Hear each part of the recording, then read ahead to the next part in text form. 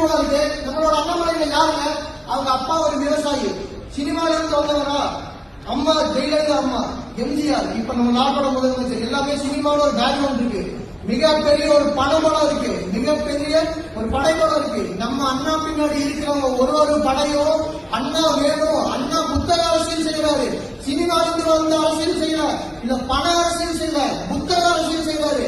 புத்தகத்தை எடுத்தவன் என்னைக்குமே தோக்க மாட்டான். நிச்சயமா நம்ம அண்ணனும் தோக்கவே மாட்டாரு, தோக்க விடவும் மாட்டோம், தோக்க விடவும் மாட்டோம். நம்ம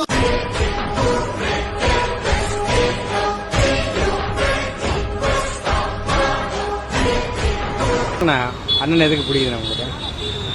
அண்ணனோட செயல்பாடு நல்லா அருமையா இருக்கு. சூப்பர். பிஜேபி வந்து அண்ணனுக்கு வந்து ஒரு பெரிய ஒரு முக்கியத்துவம் தரல தமிழ்நாட்டில். பிஜேபிக்காக வந்து ஒரு அண்ணன் ராவும் பகவமா மாடா உழைச்சிருக்காரு. நல்லது கெட்டதுக்கு எல்லாத்துக்கும் கலந்துப்பாரு. அநியாயத்தை தட்டி கேட்கிற உண்மையான மனிதன், ஒரே மனிதன், இந்த தாயகத்தை காக்க வேண்டிய மனிதன், ஒரே மனிதன் அண்ணாமலை அண்ணன் மட்டும்தான். அவர் தான் வரணும் தலைமைக்கு. ஆண்டவன் அவருக்கு அறிவு புரியணும். எங்களை மாதிரி தொழிலாளிகளுக்கு நல்ல ஒரு விடுவு காலம் வரணும். கண்டிப்பா வரணும், கண்டிப்பா வரணும். ஜெயிப்போம். ஏன் அண்ணாமலை அவர்களுக்கு பின்னாடி போறீங்க அப்படின்னு கேட்டவங்களுக்காகவும் மத்த கட்சியில கூப்பிட்டவங்களுக்காகவும் ஆன இந்த பதிவு இது. அண்ணாமலை அவர்களை ஏன் பின்னாடி போறோம் அப்படின்னா, என் வீட்டுல பையன் இருக்காங்க, என் வீட்டுல பொண்ணு இருக்காங்க, என் பையனை இப்படி வளர்த்தணும், இந்த மாதிரி வளர்த்தணும் அப்படின்னு சொன்னா அவரு மாதிரிதான் நான் வளர்த்தணும் அப்படின்னு சொல்லி அவரு பின்னாடி போயிட்டு இருக்கேன்.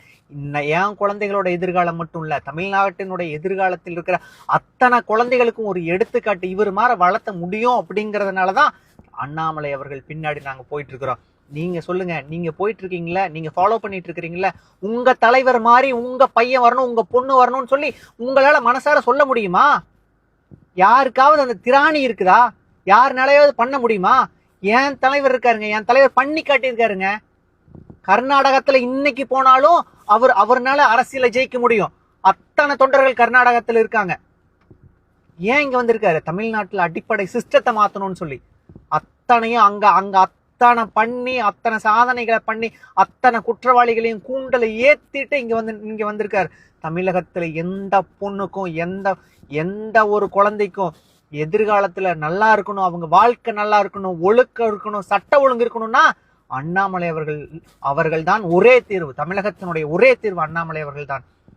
எப்போ அண்ணாமலை என்ன சொன்னாலும் அவருக்கு பின்னாடி நாங்க போறோம் அப்படின்னா, அறிவார்ந்த ஒருத்தரின் பின்னால், ஒழுக்கமான ஒருத்தரின் பின்னால் நாங்கள் போவது எங்களுக்கு பெருமை, எங்கள் குழந்தைகளுக்கு பெருமை, தமிழகத்தின் எதிர்காலத்திற்கு பெருமை.